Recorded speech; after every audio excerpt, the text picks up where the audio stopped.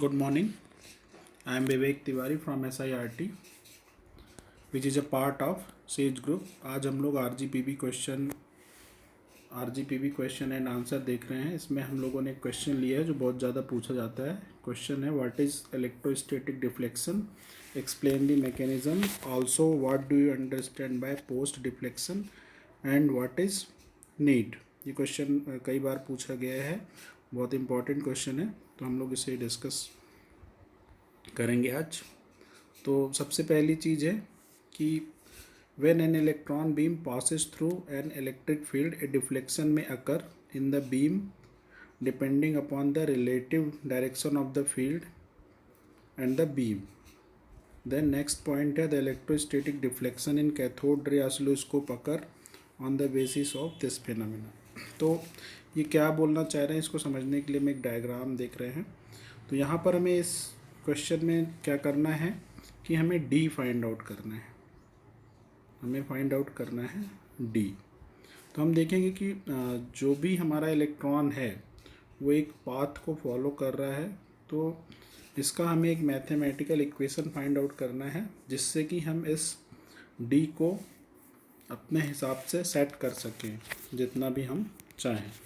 हम देखते हैं हम इसको कैसे निकालते हैं। तो सबसे पहले हम काइनेटिक एनर्जी का कॉन्सेप्ट देखेंगे। तो मान लीजिए कोई भी इलेक्ट्रॉन है जिसका मास m है और वेलोसिटी vx है, जो कि इलेक्ट्रॉन गन से आ रहा है, तो उसकी काइनेटिक एनर्जी होगी mvx स्क्वायर। और जो भी हमारा प्लेट है, मान लीजिए उसका नेक्स्ट स्लाइड में देखते हैं। तो मान लीजिए कोई भी हमारी प्लेट है जहाँ पर हमारा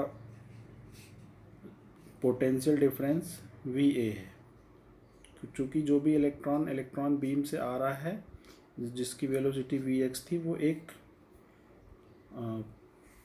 अरेंजमेंट से पास होता है जिसका पोटेंशियल डिफरेंस VA होता है। ये मैं भी डायग्राम में भी आपको दिखा दूंगा। तो वहाँ पर एक तो इसकी काइनेटिक एनर्जी होती है और एक ये फोर्स उसके ऊपर लग रहा होता है, जो भी प्लेट में पोटेंशियल डिफरेंस है, जिसको हम फील्ड इंटेंसिटी भी बोलते हैं।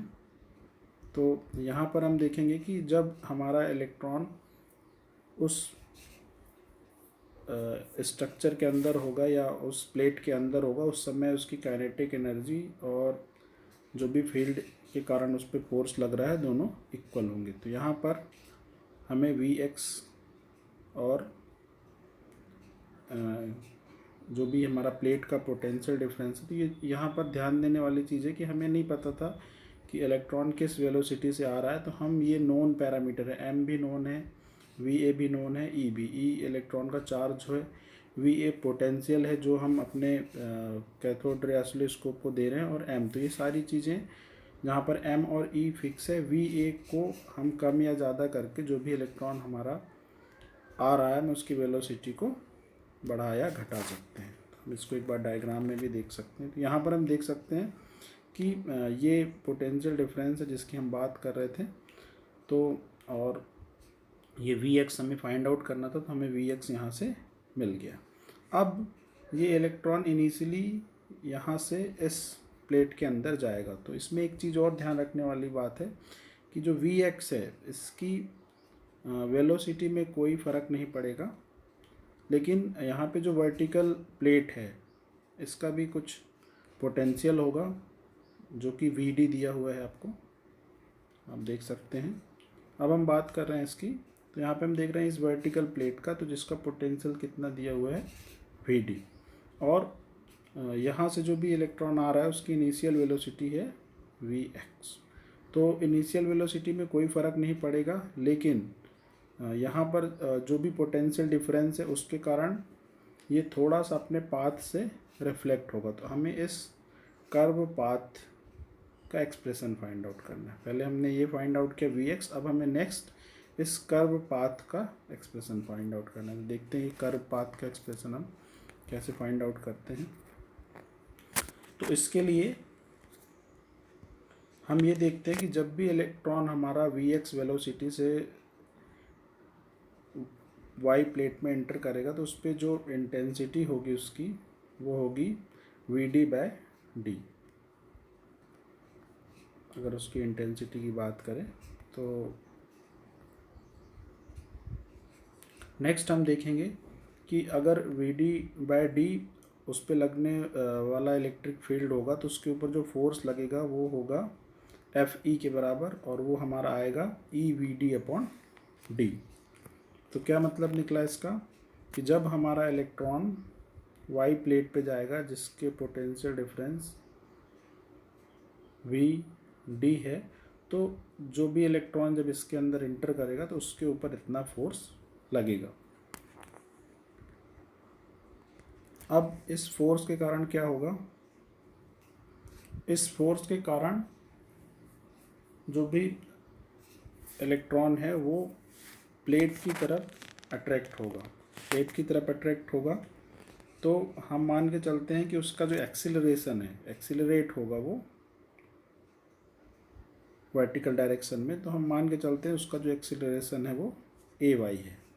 तो हमारा ये फोर्स हो गया, और MA एक्सीलरेशन के कारण जो फोर्स का फॉर्मूला होता है F=ma। तो यहाँ पर भी इलेक्ट्रॉन पे जो प्लेट के कारण फोर्स लग रहा है और एक्सीलरेशन जितना हो रहा है वो बराबर होंगे, तो हमको यहाँ पे AY मिल जाएगा। मीन्स AY का मतलब क्या है, जब भी हमारा इलेक्ट्रॉन इस प्लेट के अंदर एंटर किया तो उसमें कितना एक्सीलरेशन हुआ इस डायरेक्शन में। तो इसकी हेल्प से हम फिर हमारे पास एक यहाँ पर थोड़ा सा गलत लिखा हुआ है, इसको सही कर लेते हैं। अगर हम इसमें जो भी S अपने पाथ से मतलब कितना डिफ्लेक्ट हुआ है, तो therefore the velocity of electron along the vertical direction, तो हम इसे VY कर दें, इसे हटा दें। तो VY जो है हमारा वो हमें मिल जाएगा AY/T। VY हमारा हो जाएगा AT। ये एक फार्मूला होता है अगर हमें एक्सीलरेशन और टाइम पता हो। टाइम निकालने के लिए हमें पता है, हम अगर डायग्राम को देखें ध्यान से, एक बार मैं डायग्राम दिखाता हूँ आपको। तो यहाँ पर हमें दिख रहा है कि ये जो हमारा डिस्टेंस है ये LD है, ठीक है। और हमें वेलोसिटी पता है कि इसकी वेलोसिटी चेंज नहीं हो रही, वो Vx है। तो हम यहाँ से T फाइंड आउट कर सकते हैं। तो T की अगर बात करें तो ये T हो गया ID/Vx, क्योंकि वेलोसिटी हमारी चेंज नहीं हो रही, ID भी फिक्स है। तो यहाँ से हमें T मिल गया। अब हमने जैसे अभी देखा था कि ये है हमारा VY, थोड़ा सा मिस्टेक है यहाँ पे। तो VY का जो फॉर्मूला होता है AT, तो यहाँ पर हम T की वैल्यू पुट कर देंगे, तो T हो गया ID/Vx। नेक्स्ट अब हम इसकी एवरेज वेलोसिटी फाइंड आउट कर लेंगे। ये हमारी एवरेज वेलोसिटी हो जाएगी 1/2 VY। हम यहाँ पर VY की वैल्यू पुट कर देंगे। अब हमें फाइंड आउट करना है कि वर्टिकल डिफ्लेक्शन। अब हमें वर्टिकल डिफ्लेक्शन फाइंड आउट करना है कि इसके कारण वर्टिकल डायरेक्शन में कितना डिफ्लेक्शन। तो हमें इसका फॉर्मूला पता है वर्टिकल डिफ्लेक्शन का, एवरेज वेलोसिटी इनटू टाइम। तो टाइम अभी हमने फाइंड आउट किया था और एवरेज वेलोसिटी भी हमने फाइंड आउट किया था। इन वैल्यूज़ को पुट कर देंगे तो 1/2 EVD/MD/। तो यहाँ पे एक और फार्मूला हम लोग फिज़िक्स में पढ़ते होंगे, तो जो कि y=1/2 AT²। तो उसी से मिलता जुलता फार्मूला है ये। तो आप देख सकते हैं 1/2 AY है एक्सेलरेशन और T, तो डायरेक्ट भी फाइंड आउट कर सकते थे। तो यहाँ पर हमें क्या पता चला, अभी हमने क्या फाइंड आउट किया, अगर हम डायग्राम में देखें तो हमने क्या निकाला। हाँ, अब हमने ये फाइंड आउट किया। इस ट्रायंगल को ध्यान से देखिए, अब इसी का काम आने वाला है, ठीक है। हमने एक ट्रायंगल बना लिया। तो अभी हमने ये y फाइंड आउट किया है, y फाइंड आउट किया है 1/2 AY/T। टी स्क्वायर, जहाँ पे हमने ए वाई रख दिया, टी रख दिया, तो हमें ये वाई मिल गया। अब हमें ये डी फाइंड आउट करना है। और हम क्या करेंगे यहाँ पर थोड़ा सा एक, जैसे ही हमें ये वाई मिलता है, ये इस पॉइंट में वाई मिलता है, तो हम एक लाइन खींचेंगे ऐसा, जो कि यहाँ पे थीटा एंगल बनाएगा और ये इसको दो पार्ट में डिवाइड करेगा। जो हमारा एल डी है वो दो पार्ट में डिवाइड हो जाएगा। तो अब जो इस ट्रायंगल की बात करने वाले हैं तो वो है हमारा ये ट्रायंगल। अभी हम लोग यहाँ पे उसको समझेंगे। तो हमें क्या क्या पता चल गया कि ये जो डिस्टेंस है वो एल डी बाय 2 है, और ये टोटल डिस्टेंस एल है, ये वाई हम निकाल चुके हैं, हमें अब डी फाइंड आउट करना है। तो हम यहीं पे थोड़ा सा देख लेंगे, अगर हमें डी फाइंड आउट करना है तो हम क्या फॉर्मूला यूज़ कर सकते हैं, वाई अपॉन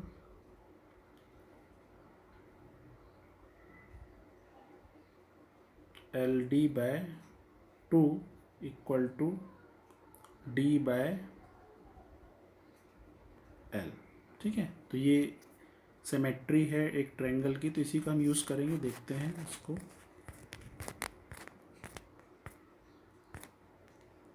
ये यहाँ पर हम देख सकते हैं जो भी हमने डिस्कस किया था, तो वहाँ पे हमें एक ट्रायंगल मिला था कुछ ऐसा, एक ट्रायंगल बन रहा था जहाँ हमें डी फाइंड आउट करना था। ये टोटल डिस्टेंस हमारी एल थी, यहाँ पर थीटा एंगल था, और ये डिस्टेंस थी हमारी एल डी बाय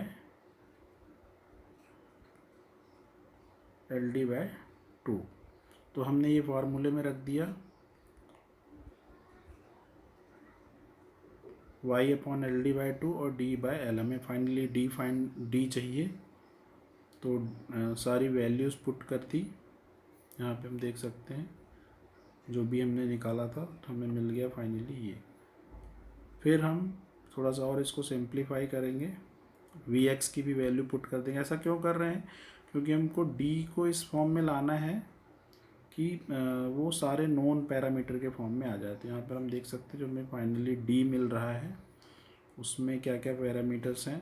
तो एल है, एल एक फिक्स क्वांटिटी है, वी डी फिक्स क्वांटिटी है, वी ए फिक्स क्वांटिटी है, डी फिक्स क्वांटिटी है, I L D fix quantity है, वी डी है डिफरेंस, पोटेंशियल डिफरेंस। तो यहाँ से एल फिक्स है, डी फिक्स है, तो देखेंगे कि जो डी है वो डायरेक्टली प्रोपोर्शनल होगा वी डी के।